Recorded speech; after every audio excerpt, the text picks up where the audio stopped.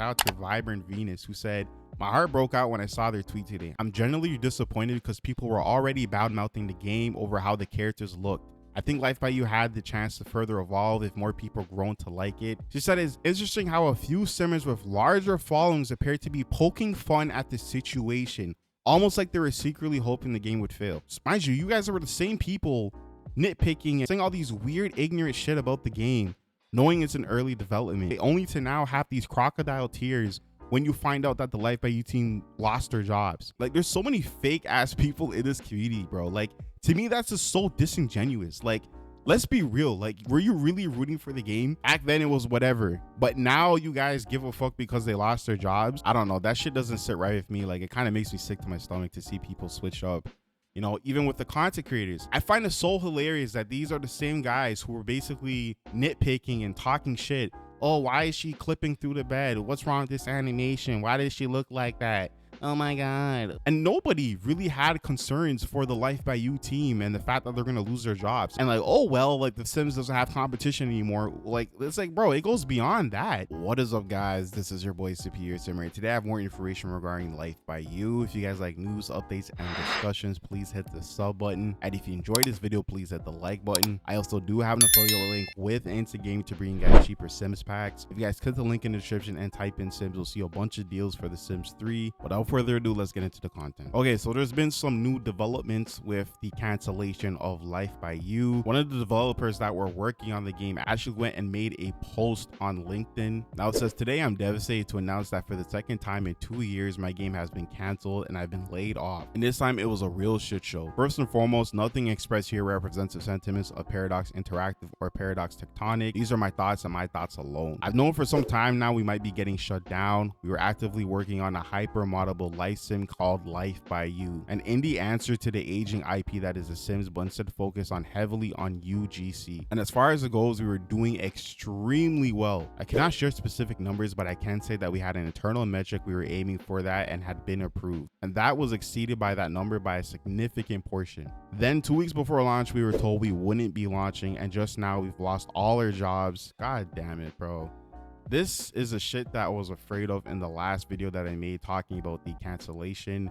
I literally said at the end of the video that I hope these guys don't lose their jobs. We were only informed on this via public announcement. That is so, I'm sorry, that's so fucked up. We were not told why. Instead, we spent a month in purgatory and did everything we could to prove to them that we were worth launching, including things like finding potential buyers or suggesting cutting ties and going indie. We heard virtually nothing back. I was warned against writing anything about this experience, that it may hurt my future career or even that legal action could be taken against me. I have chosen to ignore these warnings. To be honest, I have guesses about what happened, and while I can't conjecture, I don't know what that word means. I'm sure you have guesses too. As a business owner, some of them are understandable, but many of them are not. We were a strong team on a strong project ready to launch to a strong audience. Really, I like to be much more fire and brimstone about it. I don't know what that means either. That sounds like some witchcraft. I'm pretty pissed, not gonna lie, but I'm trying to stay kind and respectful. So instead, I'll say this is an industry that has become a place in which you can deliver more than expected, have AA money behind you, and still have the rug pulled 2 weeks before a launch. At this time, I will not be looking for another full-time job. Instead, I'll be uplifting all of you dear people and attempting to make industry more sustainable for all with the Indie Game Academy and the hashtag Indie Revolution. So looking at the Indie Game Academy, it says they turn students into game devs and game devs into indie studio founders, which I think is really cool that they're helping smaller people, you know, make their own games. I feel like, you know, the power is in the player, the person. So I think it's cool that they're, you know, doing it their own way and they're trying to help other people as well. Lastly, it says everything you've seen of me so far is just 25% of my power level. I'm so sorry. Oh my god, this guy is funny. This guy's an anime fan. Just wait until I go super. Oh my.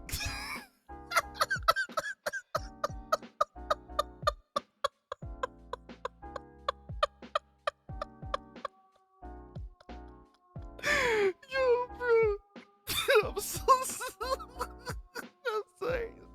No, there's no way he just said that. Oh my goodness. Oh my god, I'm lightheaded. I feel so bad for laughing given like the actual, but clearly he's lit. He's lit. He's saying just because I'm down doesn't mean I'm out. He's gonna pick back up. He's gonna resurrect like the Phoenix. Shout out to Jean Grey. Sorry, I'm a nerd, bro. I'm sorry.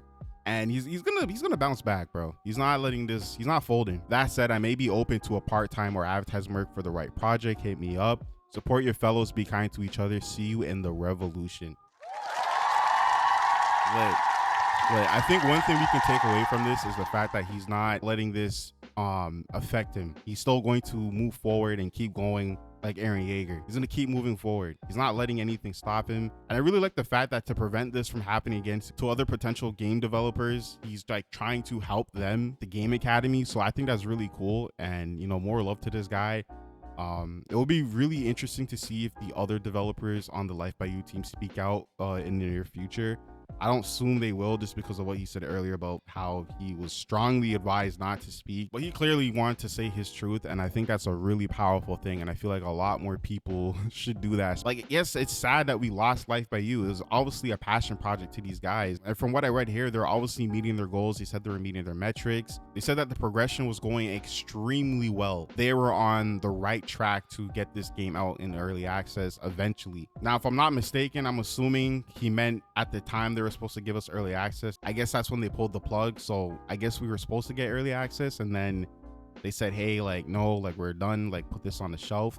It sounds to me like they just didn't have any faith in this game. But I know with Paradox Interactive, they've been having like issues with their other IPs. Like, I know City Skylines 2 has been a shit show. It's been a huge disaster. A lot of people are not playing that game just because, like, performance wise, bugs, glitches, basically just like The Sims 4. It's just been a shit show. I respect the fact that they came out, though. I know they came out and made an apology to players saying like, hey, we're sorry.